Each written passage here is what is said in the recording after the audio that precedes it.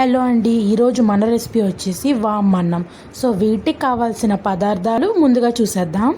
ఫస్ట్గా సాల్ట్, అలాగే పసుపు, అలాగే కారం తీసుకున్నానండి. సో ఇక్కడ కరివేపాకు, ఎండుమిర్చి, పచ్చిమిర్చి, జీరా, ఆవాలు తీసుకున్నాను.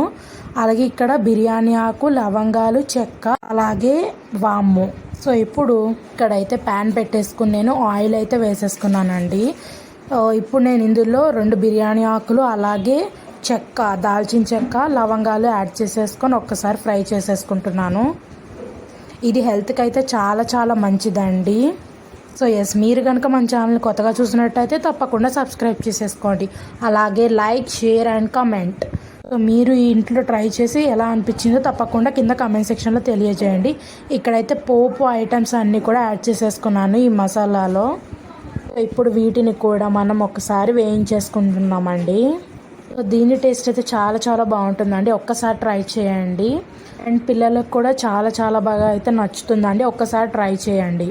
ఇక్కడైతే క్యారెట్ కూడా నేను ఇప్పుడు ఇందులో ఫ్రై అయిన తర్వాత యాడ్ చేసేసుకుంటున్నానండి. ఈ క్యారెట్ కూడా కొంచెం సేపు అయితే ఫ్రై అవ్వాలి. సో ఇందులో ఈ క్యారెట్ అయితే చాలా ఫ్లేవర్ఫుల్గా ఉంటుందండి ఈ వామ్ అన్నంలో. ఇప్పుడైతే ఇవి కొంచెం ఎల్లోయిష్గా అయితే ఫ్రై అవ్వాలండి ఇవన్నీ కూడా.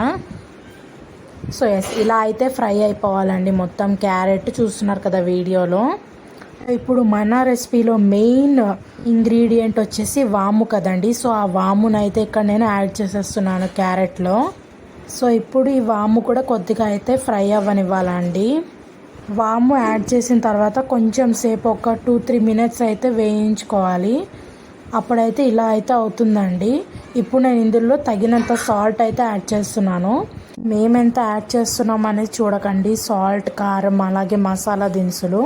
బికాజ్ మా టేస్ట్కి తగ్గట్టు మేము యాడ్ చేస్తున్నాం. సో మీరు టేస్ట్ చేసుకుంటూ కూడా యాడ్ చేసుకోవాలండి. సో ఇక్కడ నేను 1/2 టీ స్పూన్ అయితే పసుపు యాడ్ చేస్తున్నాను. ఇలా పసుపు యాడ్ చేసిన తర్వాత కూడా ఒకసారి కలిపేసుకుంటున్నానండి. సో ఇప్పుడు దీన్ని ఒక 2-3 మినిట్స్ అయితే ఇలా లో ఫ్లేమ్లోనే ఉంచేసి ఫ్రై చేసుకుంటున్నానండి. సో 2-3 మినిట్స్ తర్వాత ఇప్పుడు ఇందులో నేను రైస్ అనేది యాడ్ చేసేస్తున్నానండి. సో ఈ రైస్ అయితే ఎప్పుడైనా కర్రీతో రైస్ తినాలి అనిపించినప్పుడు, అలాగే ఏదైనా కొంచెం టేస్టీగా ఫ్లేవర్డ్ రైస్ తినాలనిపించినప్పుడు ఇలా ఈ వామ్ అన్నం చిటికెలో కలిపేసుకోవచ్చు అండి. సో ఇంతేనండి, వామ్ అన్నం రెడీ అయిపోయింది. ఇంకా లాస్ట్లో గార్నిషింగ్గా పుదీనా, అలాగే కొత్తిమీర కూడా యాడ్ చేసేసుకుంటున్నానండి. సో ఇంకా ఇప్పుడైతే స్టవ్ ఆఫ్ చేసేసుకొని గార్నిషింగ్ అయితే చేసేసుకున్నానండి. సో నాకైతే టేస్ట్ చాలా బాగా అనిపించింది. మీరు కూడా ట్రై చేసి ఎలా అనిపించిందో కమెంట్ చేయండి. ఈరోజు వీడియో ఇంతే అండి. Thanks for watching. అండ్ మన ఛానల్ సబ్స్క్రైబ్ చేసుకోవడం మర్చిపోవద్దు. And always keep smiling. Thank you.